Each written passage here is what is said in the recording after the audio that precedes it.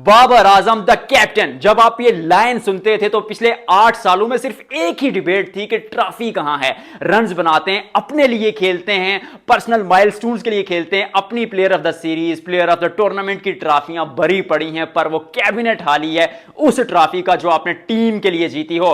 थोड़ा सा आपके सामने हिस्ट्री का वो पन्ना रखता हूं, यानी वो पेज रखता हूं कि Babar Azam T20 world cup 3 दफा हारे, 2021, 2022 और 2024 as a captain 3 T20 world cup हारे, फिर 2023 का ओडीआई वर्ल्ड कप हारे, वर्ल्ड टेस्ट चैंपियनशिप 2023 वाली हारे, पीएसएल 4 दफा एज ए कैप्टन खेले पर नहीं जीत पाए। डिबेट होने लगी कि 10 से 12 टूर्नामेंट्स हो चुके हैं यार, ट्रॉफी नहीं जीत पा रहा, और स्टैट्स के मुताबिक 11 लगातार टाइटल्स हारने के बाद as a captain finally Babar Azam के सर पर वो ताज आया है, वो सुल्तान बने हैं पीएसएल 2026 के, क्योंकि यहां पर पेशावर ज़ल्मी ने हराया हैदराबाद किंग्समैन को और ये टाइटल अपने नाम किया है। बाबर आजम उस लिस्ट में अगर देखा जाए कि वो मैच विनर्स या फिर लिखा जाए कि इस जंग जिताने में सबसे बड़ा सिप्पा सालार कौन था, तो फिर बाबर आजम का नाम सबसे ऊपर आएगा।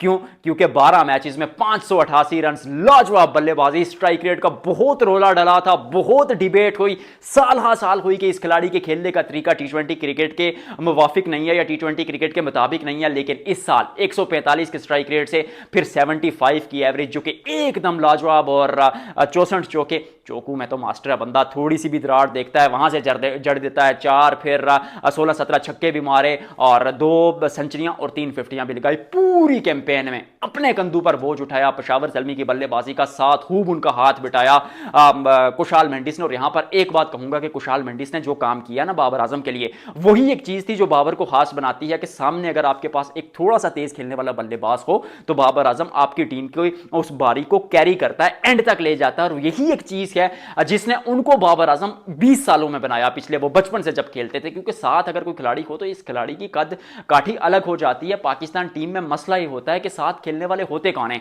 20 पे तो आपके 4 खिलाड़ी आउट हो जाते हैं, कोलैप्स आपका ऐसा होता है, आप 130 पे एक खिलाड़ी आउट होता है, 170 पे पूरी टीम निमट जाती है, तो वहां बाबर आजम क्या करें।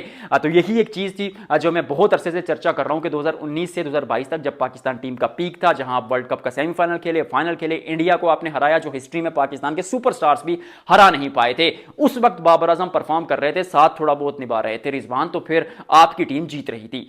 उसके बाद 2023 के बाद जो बाबर आजम का डाउनफॉल आया, परफॉर्मेंस नीचे गई और आपकी सारी की सारी टीम नंगी हो गई, सारे एक्सपोज हो गए। क्यों भाई? बाबर परफॉर्म नहीं कर पा रहा था। तो फिर वही बात आपके सामने रखूंगा कि इर्द गिर्द इस खिलाड़ी के घूमती है टीम। हालांकि मैंने उस बात पे बहुत तनकीद की कि पावर का नाजायज फायदा उठाया, जरूर उठाया। मर्जी की पिचेस बनवाई गई, अपनी मर्जी के खिलाड़ी खिलाए गए। साजिदा फरहान, फखर जमान पीक खिलाड़ी जब थे अपने नंबर पर नहीं खेले। साजिदा फरहान के लिए वैसे आपस की बात है, ये बात भी फैलाई गई थी कि उसकी टेक्निक ही नहीं है इंटरनेशनल क्रिकेट वाली, बट पावर देने वाले कौन लोग थे? कोई भी खिलाड़ी। ऑनेस्टली स्पीकिंग बाबर आजम ने बहुत अच्छा परफॉर्म किया है। I am so happy for him के दोबारा अपने कलर में नजर आए और एक अच्छी चीज के उसी तरह से खेल रहे हैं जिस चीज के लिए वो जाने चाहते हैं। वक्त लेते हैं, खराब गेंद का इंतजार करते हैं, खुद जल्दी नहीं करते और इनिंग को कैरी करते हैं, एंड तक मैच लेकर जाते हैं, डीप लेकर जाते हैं। यही बाबर आजम है। वो एक बार फिर मैं आपके सामने कहूंगा, आप पक गए होंगे ये चीज सुन सुन के, कि बाबर आजम की वो गेम नहीं है कि भाई हवा में तलवार चलाई जाए, आंखों पर पट्टी बांधकर वो हर गेंद को हवाई सफर पर भेजा जाए। बाबर आजम वैसा खिलाड़ी नहीं है। Babar Azam is a complete typical batter